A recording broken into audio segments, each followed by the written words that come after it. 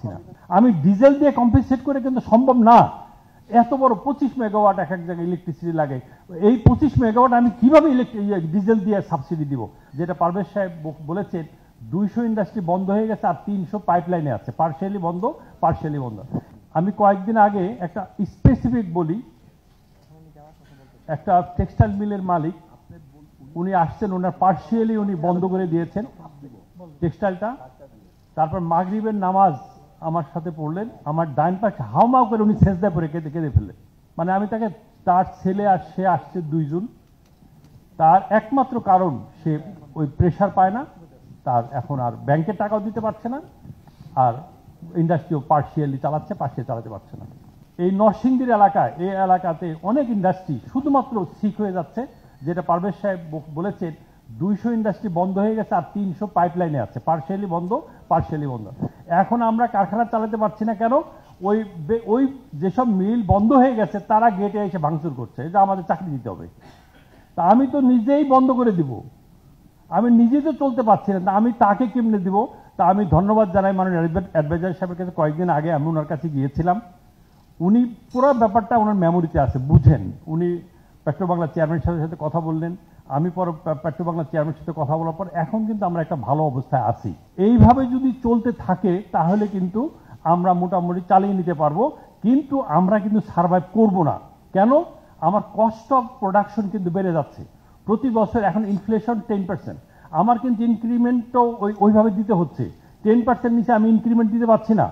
আমরা যারা রপ্তানি করি, আমাদের আমেরিকাতে কোনো কাস্টমার আর প্রাইস বাড়াচ্ছে না, বরং কমাচ্ছে। কেন কমাচ্ছে? পাকিস্তানের ডিভ্যালুয়েশন করার কারণে $1 শেষে 287 রুপি পায়, আর আমি পাই 120 টাকা। তাহলে আমার চেয়ে কিন্তু অর্ধেক প্রাইসে সে যদি দেয়, পাকিস্তান কিন্তু 10% এক্সপোর্ট গ্রোথ। আমাদের প্রেসিডেন্ট সাহেব দেখাইলেন, বিসিআই প্রেসিডেন্ট সাহেব 7% আমার এক্সপোর্ট নেগেটিভ, আর পাকিস্তান 10%, বিকজ তার এক্সচেঞ্জ রেটে সে খুব ভালো করছে। আপনি ভারতে, আমি কাগজটা আপনাকে দিয়ে আসবো এক সময় গিয়া, 6টা প্রদেশে যদি কেউ বিনিয়োগ করে, অন্ধ্রপ্রদেশ, উড়িষ্যা, বিহার, এইরকম 6টা প্রদেশে যদি কেউ বিনিয়োগ করে, তাহলে মহিলা যদি একজনকে চাকরি দেয়, তার জন্য ইন্ডিয়ান গভর্নমেন্ট 5 বছর 6,000 রুপি দিবে তাকে। আর যদি একটা মেল ওয়ার্কারকে এমপ্লয় করে তাহলে দিবে সে 5,000 রুপি পাবে 5 ইয়ার্স। ল্যান্ড ফ্রি, বিদ্যুৎ সাবসিডাইজ, যার জন্য হুমড়ি খায় কিন্তু বিনিয়োগকারীরা ওখানে যাচ্ছে। আমি কিন্তু ইন্ডাস্ট্রি দিয়ে টিকে থাকতে পারছি না। আমরা যাওয়ার পরে আপনি যেভাবে আপনি বললেন, আপনাকে আমরা কিভাবে সাহায্য করতে পারি? আপনি আমাকে গ্যাস দেন, আপনাকে আমি ফরেন কারেন্সি দিব। আপনাকে যে ফরেন কারেন্সি প্রবলেম আপনি পড়ছেন, আমি $50 বিলিয়ন নিব। আমি 4 দিন হলো আমেরিকার থেকে এসেছি, ওখানে আমাদের কটন সামিট ছিল স্যান ডিয়েগোতে। ওখানে একজন ইকোনমিস্টকে তারা নিয়ে আসছে, তিনি দেখাইলেন এই ট্রাম্প সরকার আসার পরে আমাদের চায়নার উপর যে ডিউটি ইম্পোজ করছে, তাতে সেই ব্যবসাগুলো আমাদের বাংলাদেশ, পাকিস্তান, ভিয়েতনাম এই সব জায়গায় শিফট হয়ে আসবে। অলরেডি কিন্তু আসা শুরু হয়ে গেছে, কিন্তু আমরা অ্যাকোমোডেট করতে পারছি না আমাদের অর্ডারগুলো। কেন অ্যাকোমোডেট করতে পারছি না? কারণ এক্সিস্টিং অর্ডারগুলো কিন্তু আমি টাইমলি শিপমেন্ট করতে পারছি না। আমি ডিজেল দিয়ে কম্পেনসেট করে কিন্তু সম্ভব না। এত বড় 25 মেগাওয়াট এক এক জায়গায় ইলেকট্রিসিটি লাগে, এই 25 মেগাওয়াট আমি কিভাবে ডিজেল দিয়ে সাবসিডি দিব?